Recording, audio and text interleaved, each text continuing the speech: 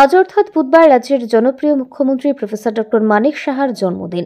এই দিনটিকে সামনে রেখে বর্দোয়ালি এলাকা জুড়ে বিভিন্ন কর্মসূচি আয়োজিত হচ্ছে দিনভর।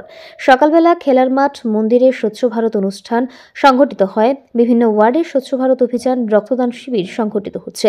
২০ নং ওয়ার্ডের কর্পোরেটর রত্না দত্তের উদ্যোগে ওয়ার্ড অফিসের এলাকায় জনগণের মধ্যে শীত বস্ত্র বিতরণ করা হয়। তার পাশাপাশি লক্ষ্মীনারায়ণ বাড়ির সামনে বসে থাকা দুস্থদের মধ্যে কম্বল বিতরণ করা হয়।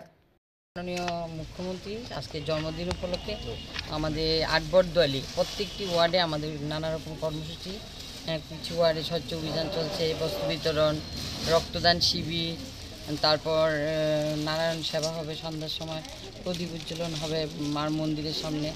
নানা কর্মসূচি নিয়ে আমরা মাননীয় মুখ্যমন্ত্রীর জন্মদিনটাকে পালন করছি। আমরা শুধু বর্দোয়ালিতে না, সবখানেই আমাদের মাননীয় মুখ্যমন্ত্রীর উৎসবটা সুন্দরভাবে পালন করা হচ্ছে। আমরা জানি উনি খুব স্বচ্ছ, সেই স্বচ্ছতা নিয়ে ওনাকে সবাই ভালোবাসে।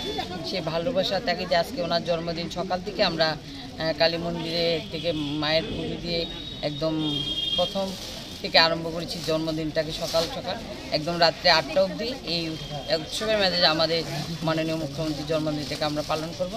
আমরা ভগবানের কাছে প্রার্থনা করছি আমাদের যশোরী প্রধানমন্ত্রী আমাদের মাননীয় মুখ্যমন্ত্রী ভীষণ ভালোবাসে।